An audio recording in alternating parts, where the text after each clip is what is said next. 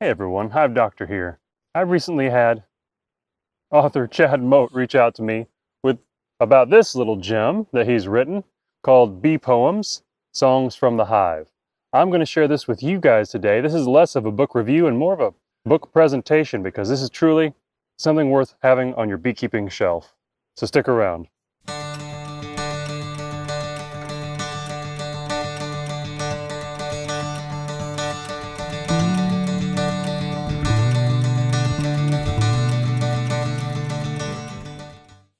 Welcome back everyone. So Chad Mote and I've been talking, and he's given me permission to read some of the poems out of this book. But first, I want to tell you a little bit about him.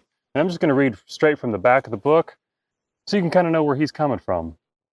Chad is a retired public school science teacher and administrator who now keeps bees with his daughter Katie of Katie Bee Honey Company, and is a certified naturally grown apiary with many bee yards in the Athens area of Georgia and in the Blue Ridge Mountains of North Georgia. So he's pretty much in my neck of the woods.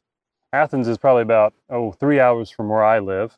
Chad and Katie continue the art of beekeeping as third and fourth generation beekeepers, passed down from Andrew Eccles, a grandfather and great-grandfather. So you can tell that beekeeping runs in the family. So getting ready for this video today, I went through and kind of made check marks next to the poems I want to share with you guys. They're clever.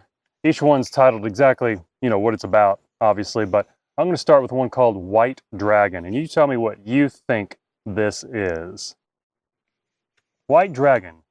With burning smoke and terror filled, comes the white-haired dragon. He walks around our nest to field how to steal our rations. Creeping softly, breathing fire, confusing all the guards, ripping off rooftops, liar, acting though a ward. So I think that's pretty cool, because to me, it reminds me of a smoker, a white dragon coming through to rip off the hive cover and steal what's inside. And I guess as beekeepers, we kind of do that, but our intentions are good. The next one is called Guards. Gold and black antenna waving, gladiator crew assembled, staving. Off intruders, detect and pass. Our flag, alarm signals, shout, to mass! Up a united front, a unison of strength, fluttering buzz in tandem. A wrecking crew, who disturbs our peace? Apis mellifera, bullets fly. The target is deceased. That one's pretty cool. This one's entitled Dearth. What to do? Idle time in search of food. Acres upon acres, bone dry. Use the winter stores. They dwindle with the mood. A buzzing sound of hunger cry. If you've been in beekeeping long enough, you've experienced dearth, no matter what your area is. I've got two more poems. I'm saving my favorite one for last for you guys. The next one is called Winter. Cluster for warmth, 50 degrees will do. Basketball size, 5 pounds too. Food stores above, only up they move, to power their wings and make the heat soothe. In and out to regulate a circular barrier. Protect the queen, lest the frigid air will freeze her. In the core she rests, gaining strength for what's to come. Their numbers dwindle daily to the beat of winter's drum.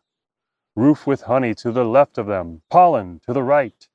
Too cold for the cluster to reach, the crust falls away. The mantle remains, an outer ring of protection that time will slowly leach.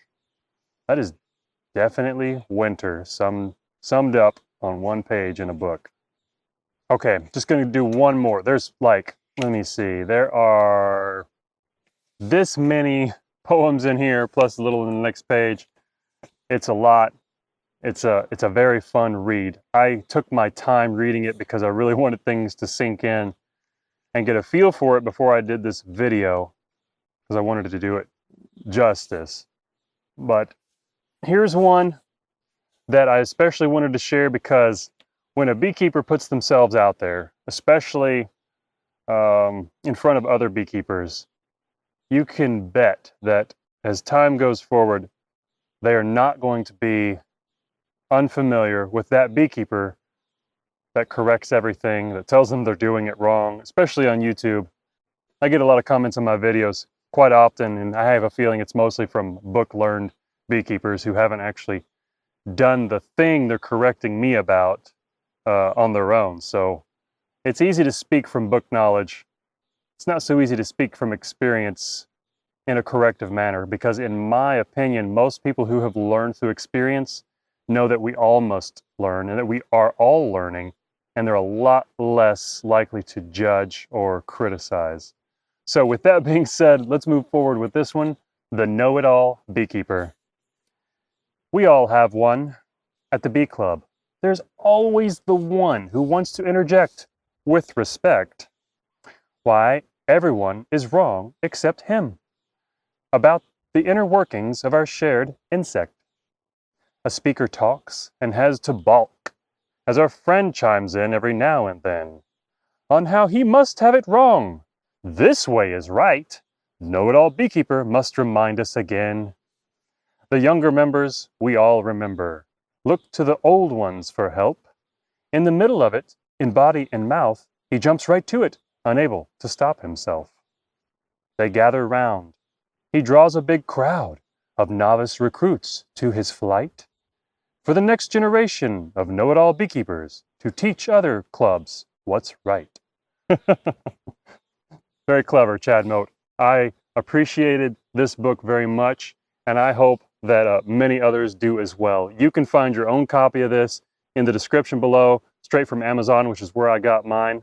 I hope a very good bee season to Chad Mote and KDB Honey Company, and to all you guys who joined me here today. So thank you very much, and I'll see you in the next video.